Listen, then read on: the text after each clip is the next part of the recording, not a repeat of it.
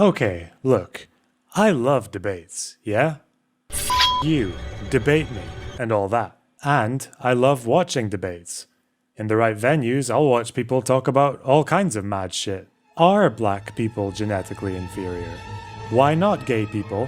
Why not homo-fascists? Can women love? Do you think discrimination is inherently bad?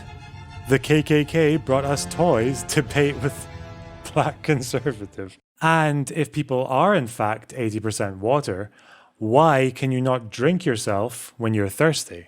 But I'm aware that this position is contested, and it's especially contested by people on the left. Between those who think there are some ideas that are just too toxic or too self-evidently wrong to even bother arguing against, and others who, in the name of free speech, will argue that everything should always be on the table. I want to steelman both of these positions to see if we can resolve them, so I'll be starting with what I think is a pretty convincing case for the deplatforming side.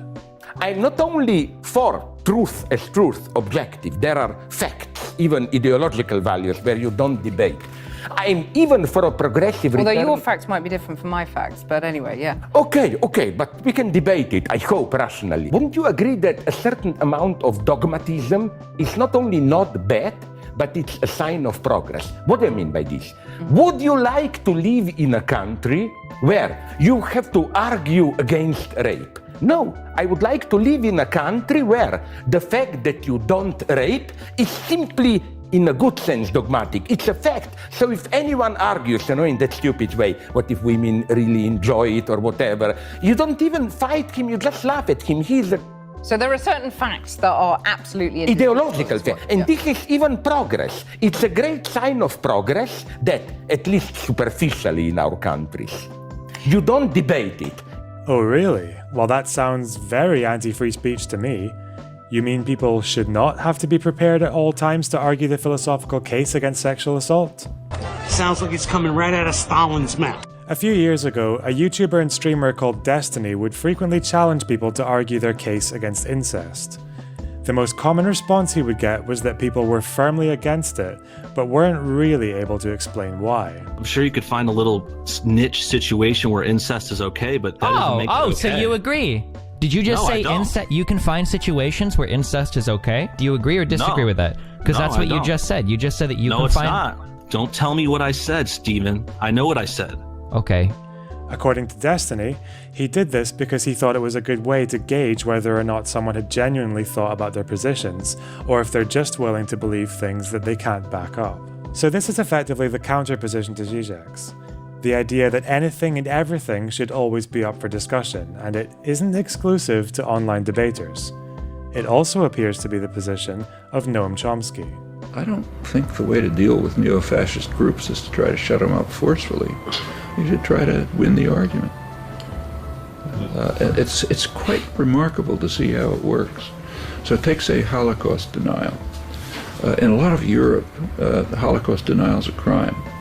In France, there are laws against it. You can't do it. In the United States, it's not a crime. The consequence is that in the United States, Holocaust denial is unknown. There's plenty of it. There's professors, tenured professors at universities who have published books denying the Holocaust. Nobody pays any attention to them. It's ridiculous. Forget about it. It's just crazy business. In France and a lot of Europe, it's all over the front pages. So this is a much more permissive idea of public debate, one that led to a mixed response for Chomsky, who recently found himself aligning with J.K. Rowling after they signed a letter which warned about the restriction of debate in contemporary society. It's no wonder Chomsky is often held up by right-wingers who seem to think that his position on free speech and debate is aligned with theirs. But is it? I've seen Chomsky argue with lots of people. He's argued with 9/11 truthers, conservatives, French people, wankers. But for someone who always insists on the importance of winning the argument, I don't think I've ever seen him really engaging with, say, the far right. Even in his old age, he was willing to debate with these internet personalities, but where was his Richard Spencer debate? Or where was his debate with someone like Charles Murray? I mean, there must be some demand for that kind of shit. And to get an answer to that, maybe we should look at what happened when he was asked by an audience member about his opinion on race and IQ. Last night I saw this Time magazine with the front cover regarding that IQ book that you had mentioned, and I was just appalled by it. No, because I thought if I racism. was Yeah. a black man in this country. You know, these things are such transparent ideological weapons that you shouldn't even bother arguing about them. We should just understand them transparently for what they are. Well, and the funny thing is, I wasn't even looking for any kind of hypocrisy when I first watched this clip. Chomsky has a reputation for giving very short and very effective rebuttals to bad ideas, so when I saw a video entitled Noam Chomsky, Race and IQ, I was expecting something like that. Instead, what I got was, it's blatantly racist and you shouldn't bother trying to argue with it. And this isn't a one-off statement. In the early 90s, Chomsky famously defended the free speech rights of Robert Faurisson after he was prosecuted under the Gayso Act, a French law that prohibits Holocaust denial. What isn't so famous about this affair was Chomsky's position on debating with Holocaust deniers. I am absolutely certain that I've taken far more extreme positions on people who deny the Holocaust than you have. For example, you go back to my earliest articles and you will find that I say that even to enter into the arena of debate on the question of whether the Nazis carried out such atrocities is already to lose one's humanity. So I don't even think you ought to discuss the issue if you want to know my opinion. But if anybody wants to refute Faurisson, there's certainly no difficulty in doing so. So Chomsky might be against legal prohibition from the government, but morally he also believes that the mere act of debating with a Holocaust denier is to lose one's humanity. And okay, I kind of agree. After all, if someone doesn't have an argument against incest or race realism, that doesn't automatically make the incest advocate or the race realist correct. But I don't think Chomsky is necessarily being a hypocrite here. Nor do I think his position is completely incompatible with Zizek's. Could it not be the case that there are some venues where all things are up for discussion and then others where dogma and limitations are acceptable? Like, if you're going to turn up to an incest debate, you should probably be expected to have some arguments.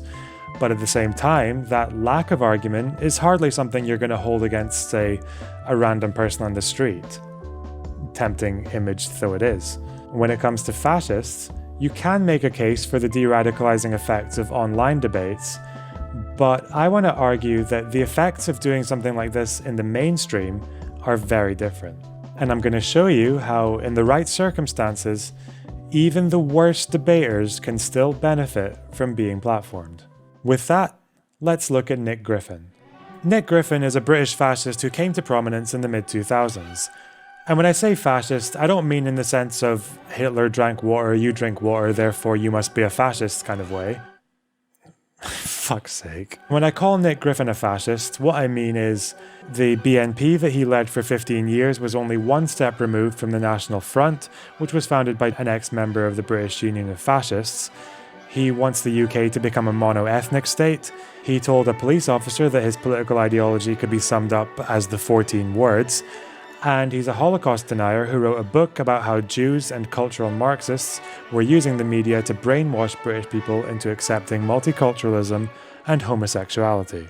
So basically he leans further to the right than someone who's just had their right leg blown off. And in 2009, the party made headlines after winning 2 seats in the European Parliament elections. Later that year, the BBC decided to host Nick Griffin on the panel show Question Time. This was a decision that sparked a good deal of controversy, with cries of irresponsible platforming on one side and appeals to freedom of speech on the other. For the free speech side, this was a very easy argument to make because even by the standards of fascism,